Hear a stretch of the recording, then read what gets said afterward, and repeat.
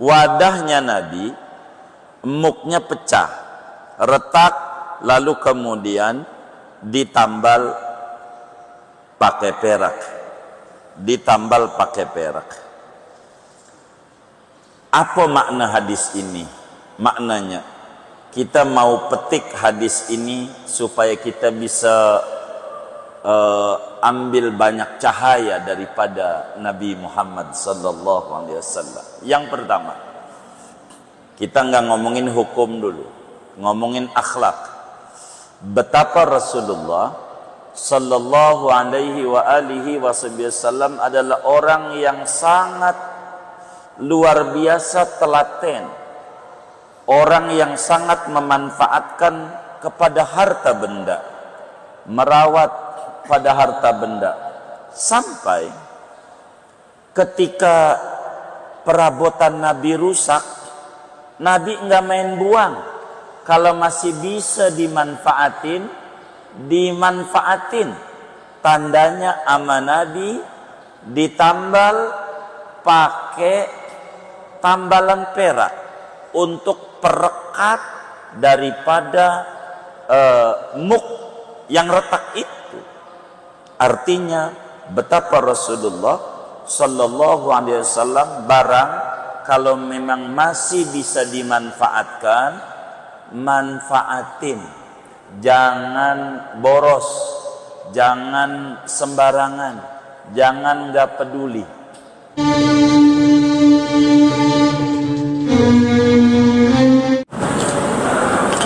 Assalamualaikum warahmatullahi wabarakatuh. Bismillahirrahmanirrahim. Alhamdulillahi rabbil alamin. Wassalatu wassalamu ala sayyidil awwalin wal akhirin, sayyidina wa maulana Muhammadin wa ala alihi wa sahbihi ajma'in. Allahumma inna nastahdika li arsyadi amrina wa zidna ilman yanfa'una. Qala al-imamul muallif rahimahullah wa nafa'ana bihi wa bi barakati ulumih wa ghafara lahu wa li masyaikhihi wa li masyaikhina amin. Halaman berapa yang terjemah? 6. Wa an Anas bin Malik radhiyallahu anhu anna qadahan nabiy sallallahu alaihi wasallam inkasara fattakhadha makana sya'bi salsalatan min fiddatin. Akhrajahul Bukhari. Diriwayatkan dari Sayyidina Anas bin Malik radhiyallahu anhu bahwasanya muk tempat minumnya daripada baginda Nabi Muhammad sallallahu alaihi wasallam yaitu retak, pecah. Fattakhadha makana sya'bi, maka Nabi membuat pada tempat retaknya itu akan tambalan min fiddatin, daripada perak. Akhrajahul Bukhari, meriwayatkan akan hadis ini oleh Imamul Bukhari. Sadaqa Rasulullah sallallahu alaihi wa alihi wasallam. Saudara sekalian yang mulia, pertemuan ini, kajian kita di antaranya akan membedah hukum menambal wadah dengan tambalan perak. Bolehkah atau tidakkah, atau tidak boleh? Di antaranya itu hadisnya dari Sayyidina Anas bin Malik radhiyallahu ta'ala an. Anas bin Malik orang Madinah dari suku Khazraj daripada Bani Najjar. Anas bin Malik radhiyallahu anhu lahir 10 tahun sebelum Hijriyah, sehingga saatnya Nabi Muhammad sallallahu alaihi wasallam hijrah ke Madinah, umurnya Sayyidina Anas bin Malik radhiyallahu taala an umur 10 tahun. Anas punya ibu namanya Ummu Sulaim. Bapaknya meninggal, dia kecil, namanya Malik, maka disebutlah Anas bin Malik. Anas bin Malik. Anas bin Malik ini adalah khadimnya Rasulullah sallallahu alaihi wa alihi wasallam. Anas bin Malik saat Nabi hijrah ke Madinah, di mana banyak orang Madinah laki perempuan memberikan hadiah kepada Nabi Muhammad sallallahu alaihi wasallam yang ke Madinah enggak bawa apa-apa, hijrah itu terusir dari Mekah. Maka ketika datang ke Madinah, Ummu Sulaim sedih ketika orang bisa bantu dengan uang, dinar, dirham, apa saja membantu dakwah Islamiyah yang diemban oleh Nabi Muhammad sallallahu alaihi wasallam. Tapi Ummu Sulaim adalah orang kurang berpunya. Dia teringat harta yang dia banggakan adalah satu-satunya adalah anaknya yang namanya Anas. Dibawalah Anas di hadapan Nabi Muhammad sallallahu alaihi wasallam. Ya Sayyidi ya Rasulullah, wahai Nabi Muhammad, kata Ummu Sulaim, saya lihat tidak laki tidak perempuan di Madinah ini semuanya telah memberikan hadiah kepada engkau. Saya tidak ada hadiah yang saya bisa berikan saat ini kecuali ini saja nih. Hadza Unais waladi. Ini Anas, bocah umur 10 tahun Rasulullah. Menurut saya cerdas, bisa menulis, cerdas orangnya. Bolehlah kau ambil nih Anas untuk berkhidmat kepada engkau. Saya enggak bisa bantu engkau, jadi anak saya aja. Terserah engkau. Kau jual ke jadi budak boleh, terserah engkau. Diapain aja nih Anas nih, silahkan. Kau jadikan pembantumu, nemenin kemana aja silahkan. Kata Habibuna Muhammad sallallahu alaihi wasallam, la ya Ummu Sulaim bal yakhdumani. Anas tidak dijual, tapi untuk berkhidmat saja, ikut saya. Maka Sayyidina Anas bin Malik radhiyallahu taala an 10 tahun berkhidmat kepada Rasulullah sejak Nabi tinggal di Madinah sampai Nabi meninggal dunia. Anas bin Malik selalu nentengin Nabi, sendal Nabi, apanya aja ikut kepada Nabi Muhammad sallallahu alaihi wa alihi wasallam. Waktu datang, kata Nabi, kata Ummu Sulaim, Nabi doainlah anak saya, sebab minta doa kepada orang soleh adalah hal yang paling penting. Begitu, apalagi lah Rasulullah Sayyidus Salihin, rajanya orang soleh. Maka Nabi angkat tangannya, Allahumma aksir malah wa auladah wa atil hayatah. Ya Allah, banyakin harta bendanya Anas.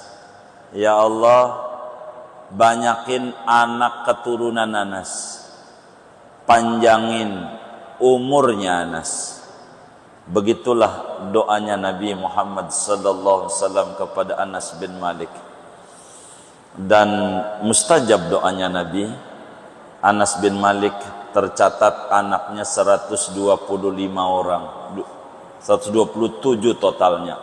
Yang laki 125, perempuan 2, jadi 127. Hartanya banyak. Kebunnya yang biasa orang panen sekali, dia panen 2 kali. Sehingga hartanya banyak. Jadi anak banyak juga enggak puyang-puyang amat kalau hartanya banyak. Bener enggak? Begitu. Emang hubungan duit itu di kepala kita itu berbanding lurus dengan dompet, saudara. Kalaulah dompet itu kosong, palanya berat. Bener enggak? Begitu enggak? Begitu. Kalau dompetnya itu berat, di palanya enteng dia. Enteng. Begitu. Jadi Anas bin Malik itu begitu, saudara. Dia sahibu siri Rasulullah. Dia menyimpan banyak rahasia-rahasia Nabi Muhammad. Kata Nabi, Anas, ini yang kau ketahui jangan diceritakan sama siapa aja. Ada bagian-bagian nubuah yang tidak bisa didongengkan kepada banyak orang. Sampai istrinya Nabi nanya Anas dalam hal-hal berdua dengan Nabi. Yang Nabi bilang jangan, Nabi Anas enggak bercerita sampai wafat. Yang Nabi bilang dongengin Anas, Nabi dongengin. Dan Sayyidina Anas bercerita tentang siapa Nabi Muhammad sallallahu alaihi wa alihi wasallam. Anas bilang, saya seumur-umur belum pernah megang sutra yang lembutnya kayak apa, selembut tangannya Nabi Muhammad sallallahu alaihi wasallam. Tidak ada yang paling lembut dari sutra mana saja selain lembutnya tangannya Nabi Muhammad. Kasturi di mana saja saya tahu, tapi saya belum pernah mencium wewangian yang lebih wangi dibanding kasturi daripada keringat tubuhnya Nabi Muhammad sallallahu alaihi wasallam. Dan banyak nasihat-nasihat Nabi ini kepada Anas. Jadi Nabi perang ikut Anas, waktu perang Badar pun ikut. Anas bin Malik ikut nemenin Nabi kemana aja dia. Ikut kepada Rasulullah sallallahu alaihi wasallam. Benar-benar Anas bin Malik ikut dengan Nabi Muhammad SAW sampai waktu Bai'atur Ridwan.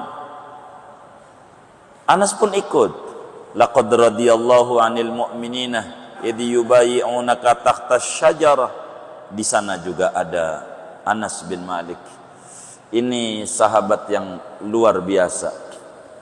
Apa saja dia melayani Nabi Muhammad dan dia cerita tentang Nabi. Anas, kata Anas, selama 10 tahun saya ikut Nabi Muhammad, saya belum pernah ditegur sama Nabi, kenapa kamu tidak kerjakan anu? Kalaulah kemudian saya dilarang, kenapa kamu kerjakan anu? Tidak. Bahkan Anas bin Malik cerita tentang Nabi Muhammad sallallahu alaihi wasallam.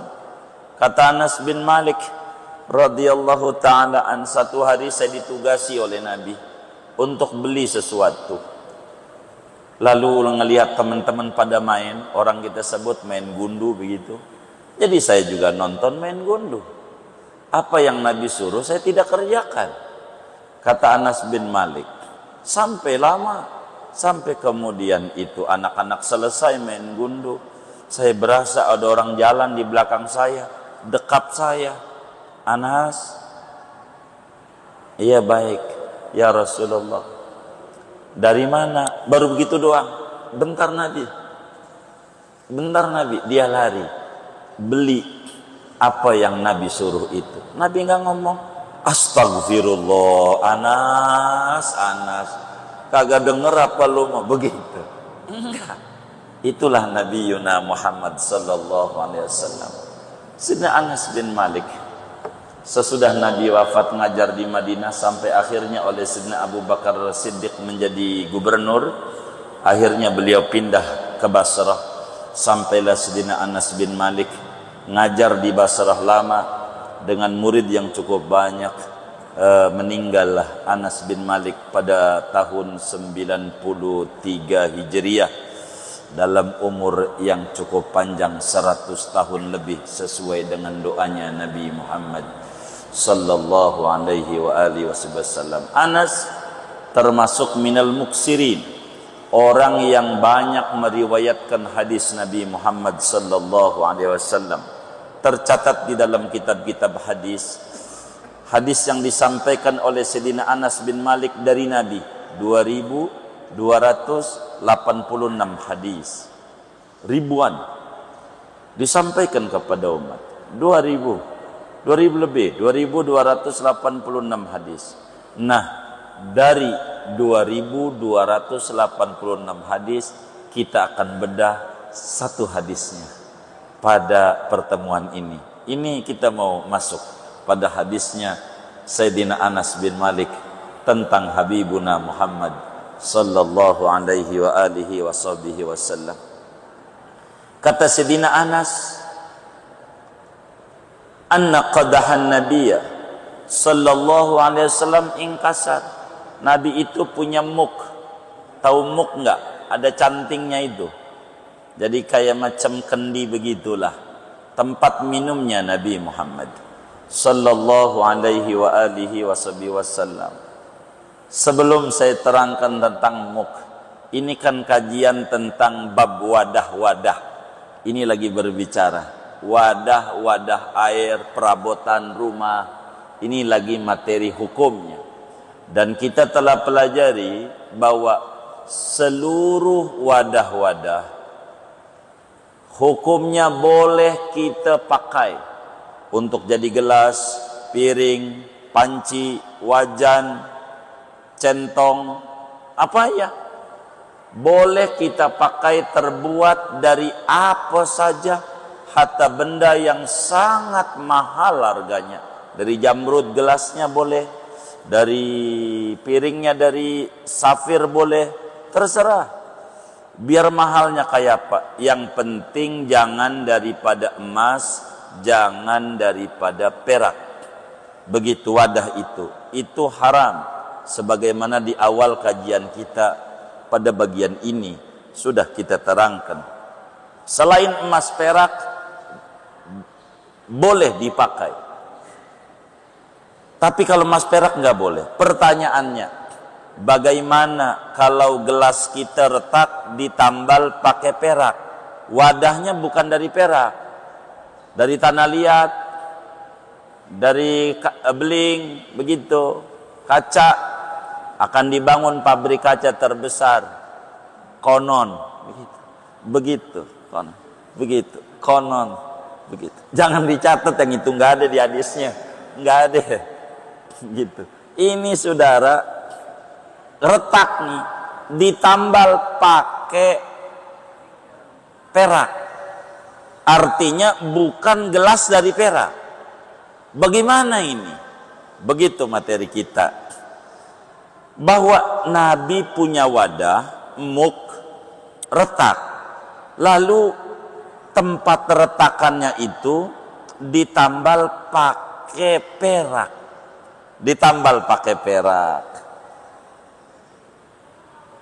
tentu dipakai oleh Nabi sehari-hari. Bahkan ini diberikan kepada Anas bin Malik. Kata muridnya Anas, saya lihat itu wadah yang ada peraknya itu di rumah Anas bin Malik. Anas bilang, saya sering kasih minum Nabi pakai muk itu berkali-kali. Begitu kata Sayyidina Anas bin Malik. Nah, ini lagi cerita wadahnya Nabi, muknya pecah, retak, lalu kemudian ditambal pakai perak. Apa makna hadis ini? Maknanya kita mau petik hadis ini supaya kita bisa ambil banyak cahaya daripada Nabi Muhammad sallallahu alaihi wasallam. Yang pertama, kita nggak ngomongin hukum dulu, ngomongin akhlak.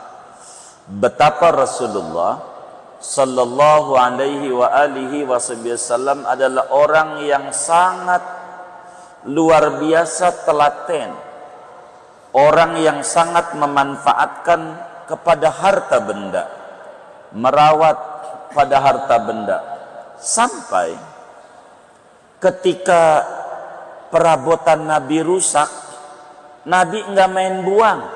Kalau masih bisa dimanfaatin, dimanfaatin. Tandanya ama Nabi ditambal pakai tambalan perak untuk perekat daripada muk yang retak itu. Artinya betapa Rasulullah sallallahu alaihi wasallam barang kalau memang masih bisa dimanfaatkan, manfaatin. Jangan boros, jangan sembarangan, jangan gak peduli. Dari sinilah muncul kawan kita, cuman gak dapat ganjaran, kecuali ikut Nabi baru dapat ganjaran. Duitnya robek, duitnya robek. Duit ada dua macam. Kata teman saya, bila mana di dompetnya yang ada patimura, berarti dia masih penjajahan. Kalau patimura begitu. Tapi kalau sudah Soekarno-Hatta, udah merdeka dia. Begitu. Duitnya Soekarno-Hatta robek. Ini bagaimana nih robek? Kita lem pakai apa namanya? Isolasi. Begitu. Boleh. Dapat ganjaran? Enggak, kecuali waktu kita nambalnya ingat Nabi ngajarin ini, memanfaatkan ini, dan kita disuruh ikut Nabi. Qul in kuntum tuhibbunallaha fattabi'uni fi ayyi syai'in al-mutaba'ah. Ikut pada apa? Laqad kana lakum fi rasulillahi uswatun fi ayyi syai'. Uswah di mana? Di mana saja. Hatta pada barang-barang yang masih bisa dimanfaatkan, jangan dibuang percuma. Manfaatkan. Betapa pendidikan yang luar biasa dari Nabi Muhammad sallallahu alaihi wasallam. Itu ajarannya Nabi. Tandanya ketika muknya pecah, enggak dibuang oleh Nabi, akan tetapi dilem, ditambal pakai tambalan perak. Karena perekat kala itu yang bisa melekatkan satu sama lain perak. Begitu, perak. Itu begitu. Kedua, betapa Rasulullah sallallahu alaihi wasallam adalah seorang yang sangat tawadhu. Tidak bermewah-mewah. Pakai gelas apa saja bisa. Nabi enggak kudu macem-macem banget hidupnya. Begitu, apa aja jadi aja. Jadi waktunya naik Mercy setelah kita, waktunya ya naik busway, naik gojek biasa aja. Sebisanya, enggak mesti harus begini, harus begitu. Yang ada diambillah oleh Nabi Muhammad. Itulah hebatnya Nabi kita Muhammad sallallahu alaihi wasallam. Yang ketiga, kita ngomongin hukum. Bagaimana hukum menambal benda dengan tambalan perak atau emas? Begitu. Karena yang diomongin di sini perak, materi yang tertulis. Begitu. Padahal perak dan emas adalah logam mulia, saudara. Dobbah, artinya dobbah itu tambalan yang dipergunakan pada wadah yang retak supaya rapat kembali dan bisa dipergunakan. Alatnya bisa dengan perak, bisa saja menggunakan emas, bisa saja selain perak dan emas. Kalau selain perak dan emas, kita udah sepakat. Itu udah boleh aja. Pakai power glue, jadi itu mah. Pakai isolasi, jadi itu mah. itu nggak usah kita bedah dan nggak usah dipertanyakan. Ini masalahnya emas dan perak urusannya. Dan ini materi kita, saudara. Dan tambalan yang ada pada wadah ada dua kemungkinan. Bisa saja tambalan ini karena hajat. Hajat itu seperti retak. Bisa saja tambalan itu karena hiasan. Ditempel aja pakai perak. Tentu hukumnya antara hajat dan aksesoris hiasan tidak sama. Kedua, bisa saja tambalan itu gede, bisa saja tambalan itu kecil. Artinya ketika gelas itu adalah pecahnya banyak, malah peraknya yang banyak. Bisa saja tambalan itu retak, tambalannya dikit. Tentu hukumnya akan mempengaruhi antara banyak dan dikit dari apa yang diceritakan oleh Sayyidina Anas bin Malik radhiyallahu ta'ala an wa arda. Jadi apa hukum berbicara tambalan ini? Maka saudara, setelah kita mengkaji hadis Sayyidina Anas bin Malik bahwa Rasulullah sallallahu alaihi wasallam memiliki muk yang retak yang ditambal pakai tambalan perak. Nah, tambalan perak ini ulama akan membedah hukumnya. Apa hukumnya tambalan ini? Para ulama mengata boleh menggunakan perak untuk menambal wadah yang pecah, yang retak, dengan catatan tambalannya kecil, sedikit, dan karena hajat. Tandanya Nabi punya wadah retak, yang namanya retak tentu dikit tambalannya, dan nambalnya juga karena butuh memanfaatkan barang supaya tidak mubadzir. Itu berarti sepakat semua ulama tentang boleh menambal wadah dengan tambalan perak dengan catatan tambalannya kecil dan ditambalnya motivasinya adalah hajat. Bagaimana kalau tambalannya bukan karena hajat? Yang kedua, saudara, hukumnya makruh. Makruh. Yang mana itu? Menambal tuh dengan tambalan perak yang makruh. Pertama, bila mana tambalannya kecil tetapi untuk aksesoris. Kecil untuk aksesoris, tidak karena hajat. Yang kayak begitu masih boleh kata para ulama, namun hukumnya makruh saja. Begitu. Yang mana yang makruh lagi? Bila mana tambalannya besar tapi karena hajat. Hajat tapi tambalannya banyak. Jadi kalau tambalannya banyak, ini sebetulnya emuk dari emas apa emuk dari tanah liat, uang banyakan emasnya, begitu. Tapi karena hajat. Kalau karena hajat, emas perak begitu, apakah ini emuk dari perak ataukah dari tanah liat? Bila mana tambalannya gede, besar, maka dan karena hajat, maka hukumnya makruh.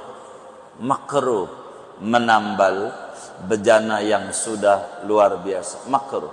Kayak duit udah hancur kecil-kecil ditambal, enggak laku juga untuk belinya. Kecuali diselipin di tengah, biasanya begitu. Begitu. Siapa yang kerjaannya kayak begitu tuh? Nah, itu begitu, saudara. Makruh. Ketiga, makruh itu bila mana tambalannya adalah kecil, namun separuhnya niatannya hajat, separuhnya niatannya aksesoris, itu makruh. Karena nyelip hukum makruh di situ, maka yang tadinya mubah menjadi makruh adanya. Ketiga, hukum tambalan itu haram. Kapan tuh haram?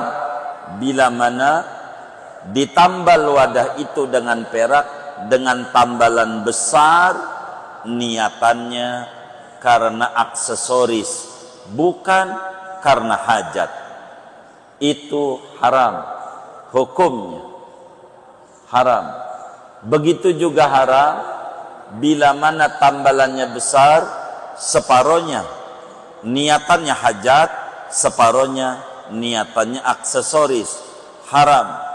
Sebab ta'arud antara boleh dan dilarang, sebaiknya ditinggal.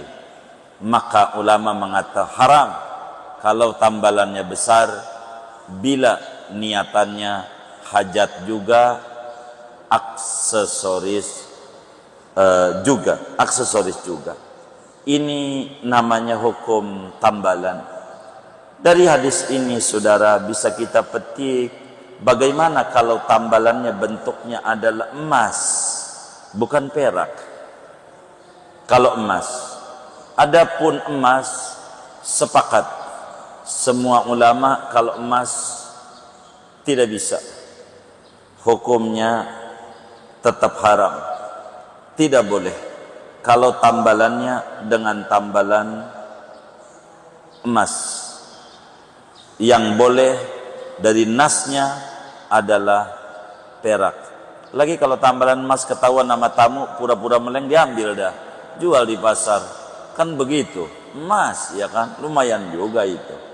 Itu begitu. Emas enggak dikasih dengan tambalan emas.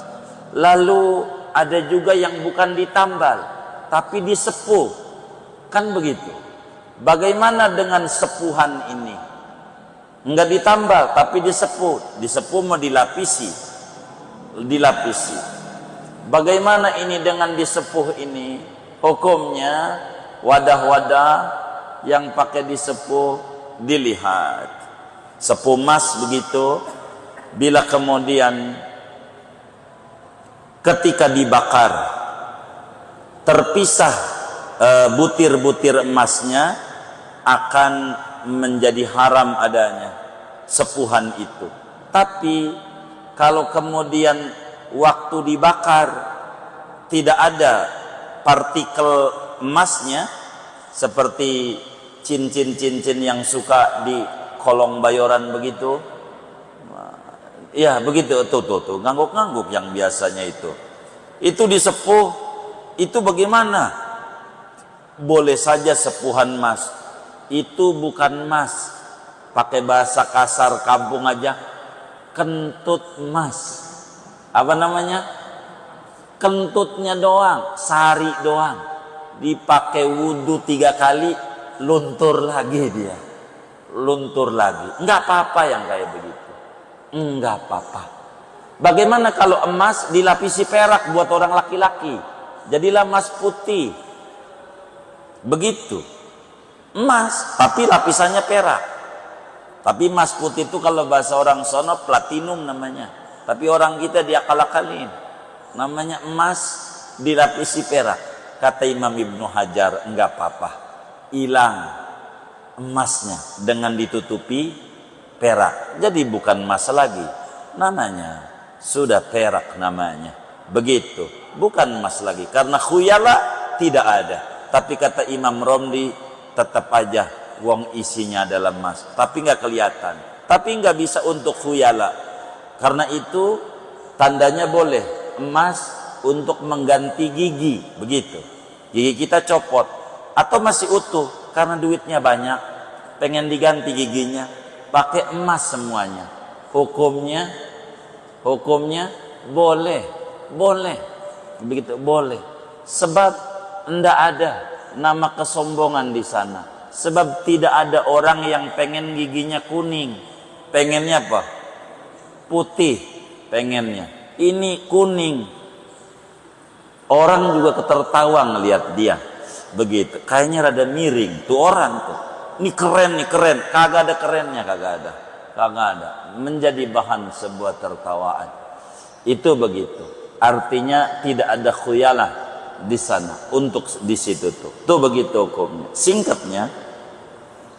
Singkatnya menggunakan wadah yang ditambal pakai tambalan perak bila kecil tambalannya dan niatannya karena hajat, hukumnya sepakat boleh. Cuman berbicara kecil dan besar dibalikan kepada public opini, sebab tidak ada keterangan yang mendasar dari Nabi. Setiap yang gak ada keterangan, al-adah muhakkamah, adalah hukum yang berlaku pada masyarakat yang tidak ada nas dari Quran dan hadis, itu bisa dijadikan ketetapan di dalam agama. Begitu. Sehingga adat menjadi dasar hukum untuk sesuatu yang agama tidak berikan nas.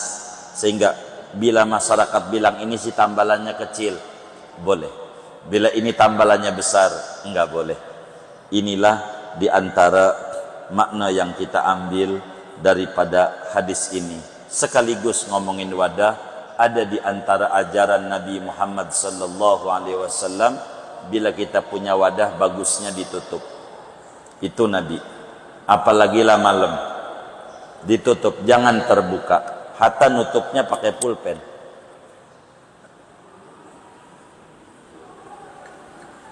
Begitu. Jangan dibuka.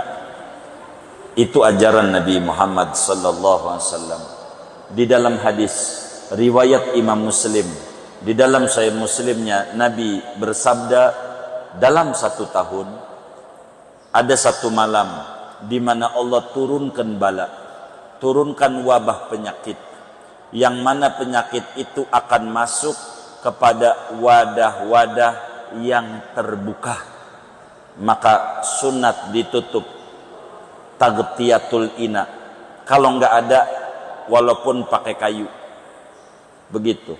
Orang dulu enggak hafal hadisnya, yang penting ajarannya. Itu namanya melihat sebuah esensi.